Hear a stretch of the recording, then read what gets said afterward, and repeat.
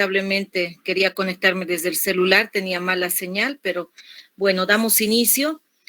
Para los grupos que no me conocen, soy la doctora Giovanna Helen Manríquez Selguero, soy especialista en medicina interna. Actualmente estoy trabajando en la Caja Petrolera, soy auditora médica en especialidad, diplomada en emergencias médicas, y actualmente estoy dando la cátedra de farmacología y este es en mi 4º año.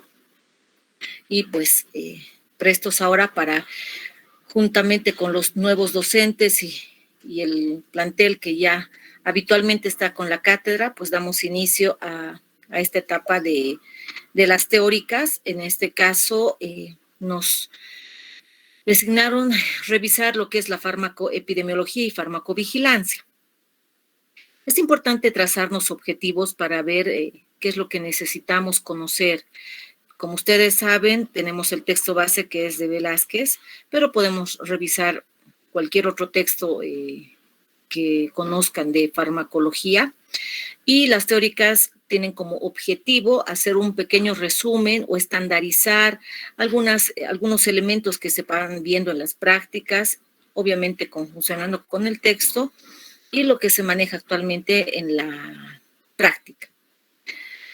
Para empezar, farmacoepidemiología tiene como concepto que es el estudio del impacto que suponen los medicamentos en una población humana utilizando la epidemiología. Sus objetivos, por supuesto, es describir. ¿Qué vamos a describir? El uso y también los efectos de estos medicamentos para explicar cómo se usa de forma racional. Necesitamos ver sus beneficios, efectos adversos, de esta manera poder controlar o predecir cuáles van a ser los efectos. Entonces, básicamente el estudio de la farmacoepidemiología se hace en otra carrera. Nosotros nos dedicamos a la farmacocinética, farmacodinamia, pero en este tópico sí es importante tomar en cuenta que se entiende que se conoce por farmacoepidemiología. Existen periodos para el desarrollo de ciertos medicamentos. Como ustedes conocen, pues esto de pandemia ha introducido, primero, una nueva enfermedad y, por supuesto, hacer el diagnóstico y el tratamiento para muchos de nosotros ha sido una enfermedad que ha tenido muchas connotaciones. Y esto sirve de ejemplo porque cada empresa farmacéutica va haciendo el descubrimiento. ¿Para qué nos sirve esto de la evaluación preclínica y clínica? Para que un nuevo fármaco culmine todo el proceso, desde que se descubre hasta que se utiliza en la clínica, se debe investigar entre más o menos 5,000 a 10,000 compuestos diferentes. Que el proceso puede durar también entre 8, 10, 12 años y que el interesado debe invertir millones de dólares. Entonces, para que se cree un nuevo fármaco, como han visto en los medios de comunicación, por ejemplo, las vacunas, es cualquier cantidad de dinero y obviamente se han ido por poblaciones para que puedan hacer esta investigación y generalmente sacar un producto que ya tenga mayor grado de evidencia. Ahora, esto de los ensayos no es solo un indicativo de magnitud de cada proyecto, sino puede variar según las características de cada nuevo fármaco. Por ejemplo, en estos años recientes, lo que se ha visto antes de esta pandemia es el tratamiento para el VIH-Sida, que según la FDA han adoptado modificaciones especiales en su reglamentación que han permitido el rápido desarrollo e introducción a la práctica clínica de nuestros y nuevos antirretrovirales. Luego de solo unos años, pues ya está en pleno desarrollo e investigación. Estos pacientes, a diferencia de hace 30, 40, 50 años, pues ya tienen un esquema bastante completo para poder ir toda la información de los medicamentos en cuanto a sus reacciones adversas. Por supuesto, hacen el tratamiento de forma gratuita, pero para llegar a lo que actualmente tenemos, ha tenido que haber estas fases del desarrollo, especialmente en la preclínica y clínica. El periodo preclínico tiene una fase inicial de 0, que es de 2 a 4 años. ¿Cuál es el objetivo en este primer tiempo? Obtener una información para justificar la administración en el ser humano. No es porque a mí se me ocurre crear un medicamento para mejorar la obesidad. Tengo que hacer la justificación técnica química, farmacológica, etcétera, para poder generar o empezar a crear este fármaco. La etapa química justamente se refiere al aislamiento de la sustancia, puede ser de origen sintético, pero también de un origen natural. Ya en la siguiente fase, que es la etapa farmacológica propiamente dicha, se realizan estudios de la farmacodinamia, lo que nosotros habíamos revisado en las teóricas previas, la farmacocinética, la toxicología, en no solo el humano, sino varias especies animales. Por supuesto, esto también contribuye a determinar las dosis eficaces y también ver o conocer la dosis letal, para así elegir la dosis que inicialmente se va a administrar al paciente, en este caso al ser humano. Ya en un periodo clínico tenemos estas fases que necesitamos reconocer.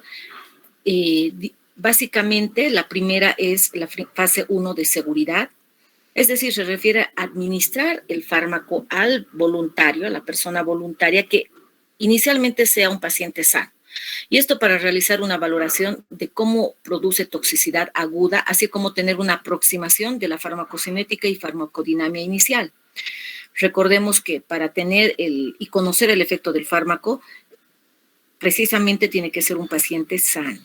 La segunda fase es ver la eficacia, es decir, el medicamento que se usa por primera vez en enfermos seleccionados con criterios diagnósticos muy precisos y sin otras enfermedades asociadas. Ejemplo, en este caso de la diabetes, los antidiabéticos orales se van a iniciar, digamos, en esta segunda fase. Para ver su eficacia tienen que ser exclusivamente diabéticos, no tener otra enfermedad de base. Y es así que podemos evaluar la eficacia del fármaco. En la tercera fase ya vamos a una eficacia comparativa. Se define el papel del fármaco frente a otras alternativas terapéuticas. Al final de esta fase del laboratorio fabricante presenta un informe sobre todas las actividades que se han ido realizando, lo que lleva a decidir si esta eficacia y también si hay seguridad del producto y si esto es suficiente para justificar de que pase a la comercialización. Sin estas fases previas no se puede comercializar un fármaco. Por último, tenemos la poscomercialización, llamamos fase 4, donde entendemos por farmacovigilancia. Esto quiere decir que es la información clínica en el momento de la comercialización. A veces no es completa, por lo que se debe realizar nuevas pruebas que consisten en establecer eficacia, efectividad del medicamento. ¿Esto por qué? Porque existen muchas revisiones, preguntas, cuestiones sobre seguridad que a veces son desconocidas en el momento de comercializar el fármaco, porque a veces hasta ese momento el número de individuos que han recibido el fármaco puede ser reducido, bajo, y además que estos efectos adversos solo pueden aparecer con el uso crónico de ciertos medicamentos. Suena un poquito complejo la descripción de la farmacovigilancia, pero es cierto, en ninguna de estas fases uno va a tener al 100% digamos, seguridad. Incluso en la fase 4, cuando ya estamos comercializando, podemos tener efectos adversos a corto plazo, pero también a largo plazo, como habíamos hablado en las clases, por ejemplo, de carcinogénesis. A los años recién vamos a ver efectos teratogénicos, o carcinogénicos, perdón. Por eso es importante continuar el estudio y esto corresponde a la farmacovigilancia. Vamos a repasar un poco y puntualizar a qué se llama uso racional de medicamentos. Este término parece ser muy conocido o muy revisado en los ambientes hospitalarios, pero en la práctica clínica muchas veces nos salimos de este uso racional. Los programas de uso racional de salud, pues, nos tienen estos 4 elementos. Primero, los pacientes deben recibir los fármacos que están indicados. Segundo, las dosis adecuadas que satisfacen las necesidades de este paciente y su enfermedad. Tienen que tener una duración de tiempo adecuado. Y por último, el menor costo posible para el paciente. Entonces, pongo un ejemplo.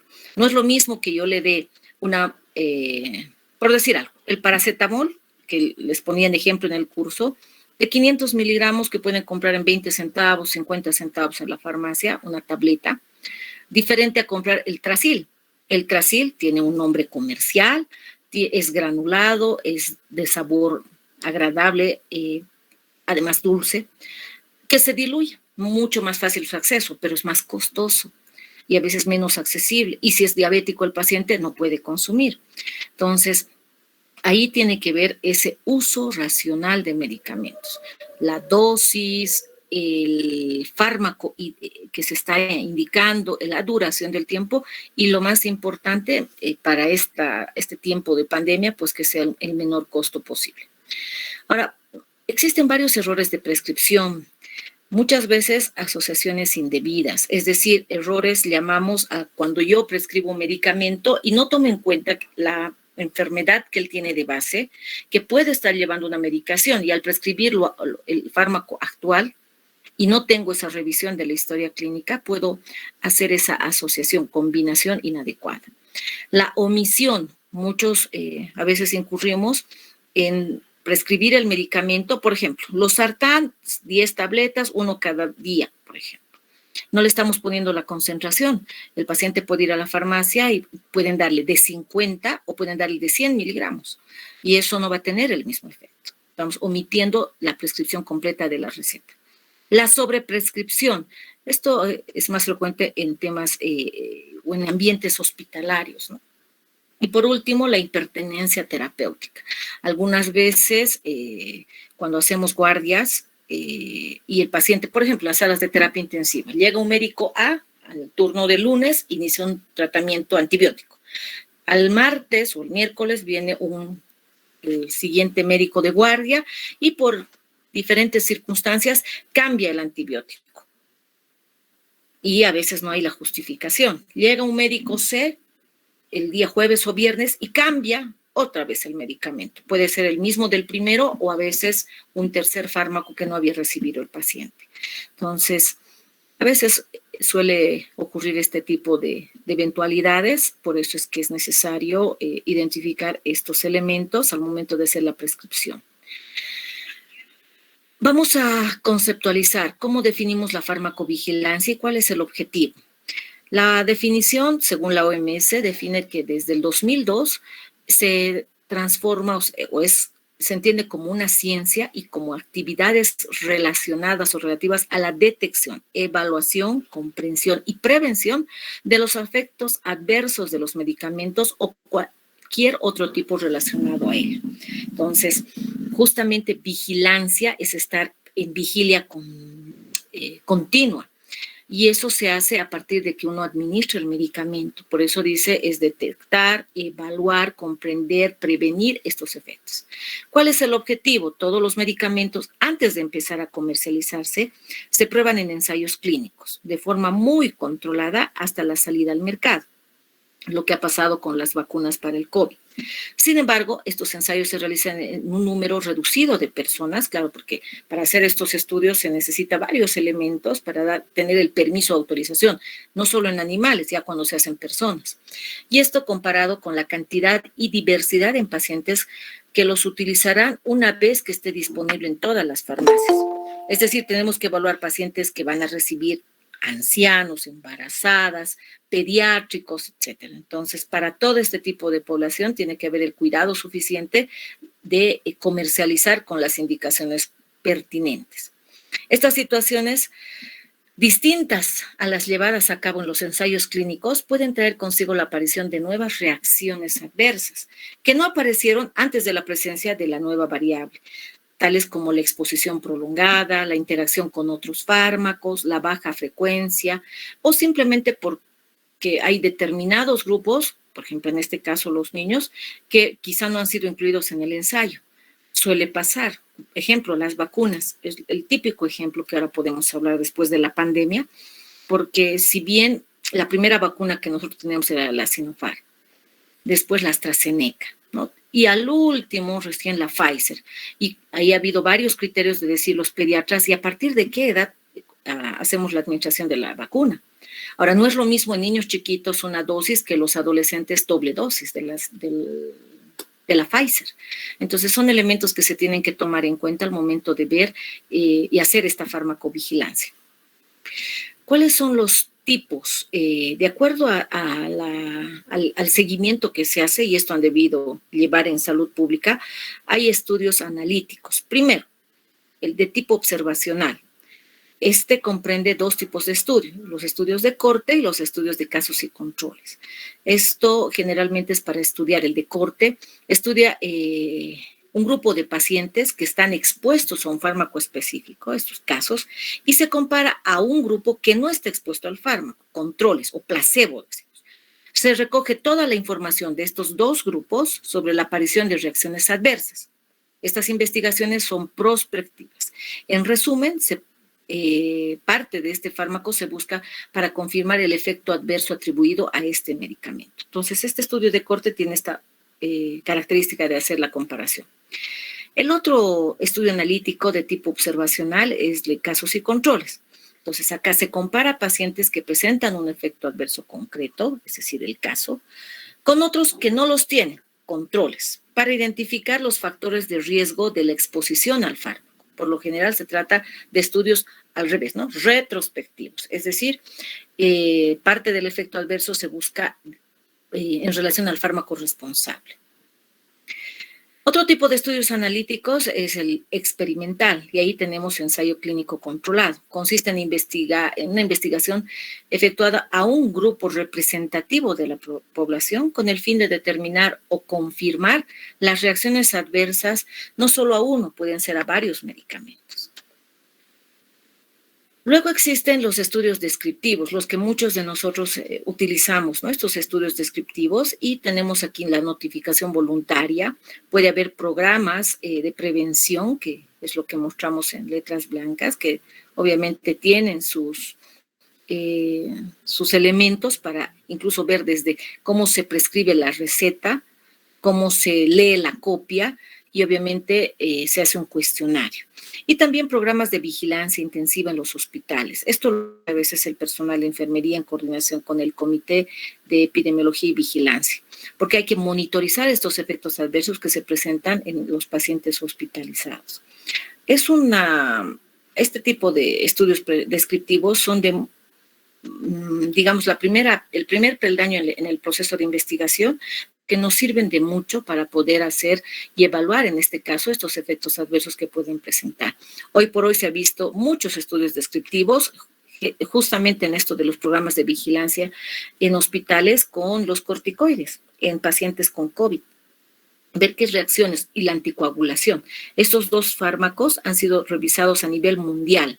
Se han sacado varios estudios para ver y justificar, ¿no? ¿Se usa corticoides o no? Esta mañana decía yo en la clase, la primera ola había todavía la duda, que se use la citromicina, que usemos hasta el dióxido de cloro, pero no le damos el valor que tenía el corticoide.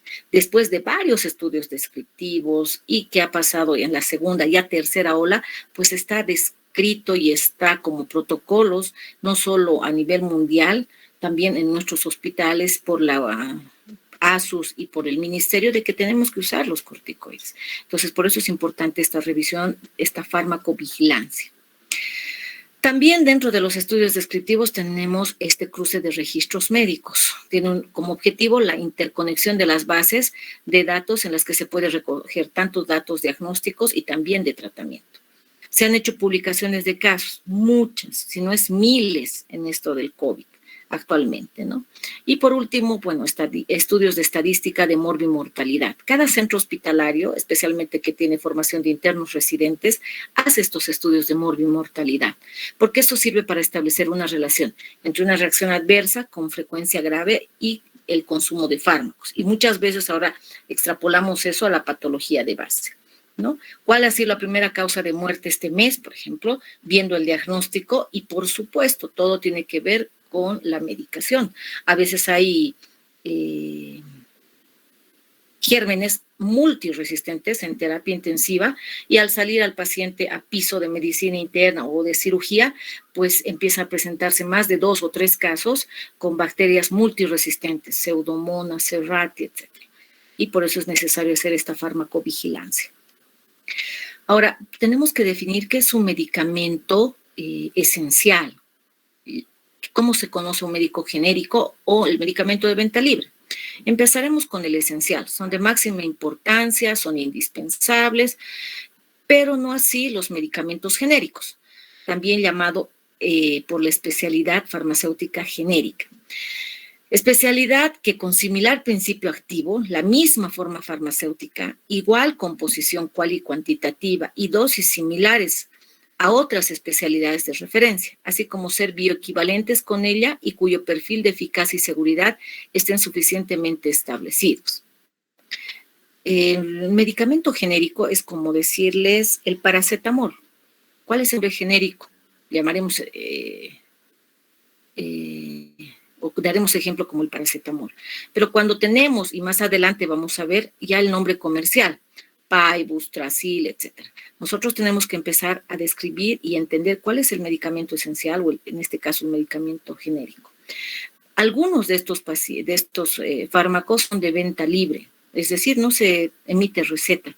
Y lamentablemente esto hace de que encontremos en las ferias pequeñas de zona, en los mercados grandes de venta a veces de utensilios de limpieza, fácilmente vamos a encontrar la venta de paracetamol, el famoso Digestan, que tienen componentes farmacológicos, pero no requieren receta, o los jarabes para la tos.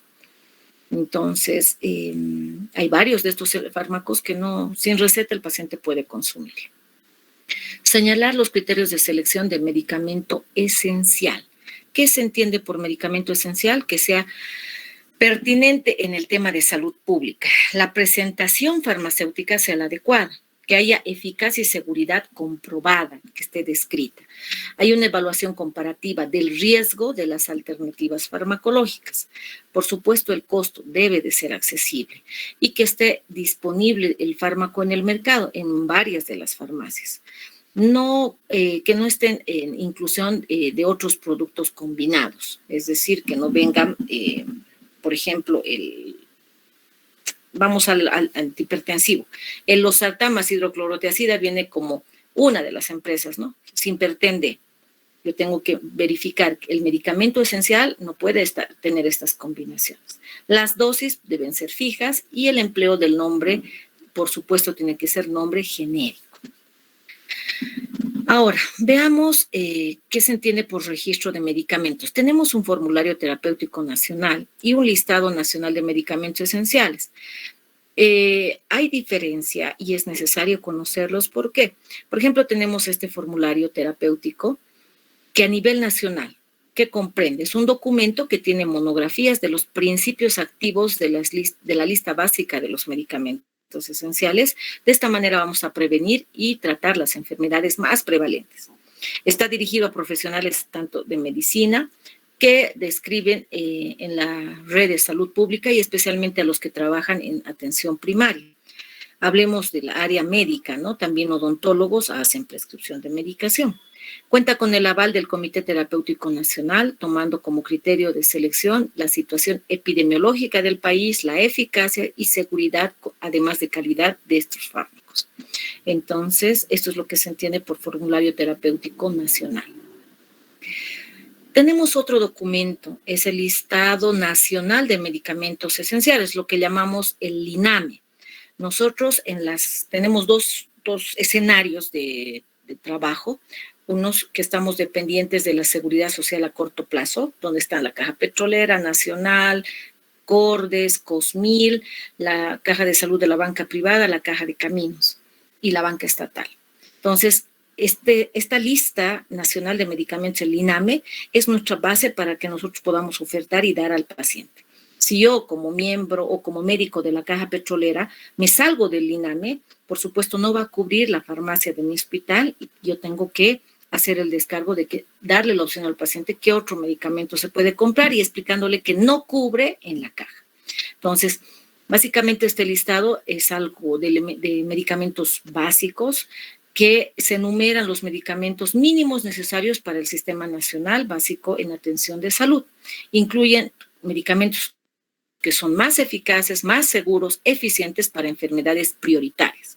Las enfermedades se seleccionan en función a su importancia actual o futura. desde el punto de vista de la salud pública y las posibilidades de aplicar un tratamiento seguro y eficiente. El otro documento que tenemos que conocer en nuestra formación para hacer la práctica hospitalaria, por supuesto, es un vademecum. Esto está elaborado anualmente por los fabricantes y revisado parcialmente por los ministerios de salud correspondientes.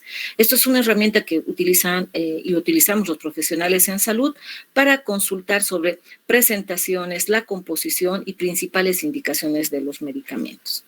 Muchas de las farmacias, y eso hubiese querido compartirles, cada empresa farmacéutica tiene su vademecum.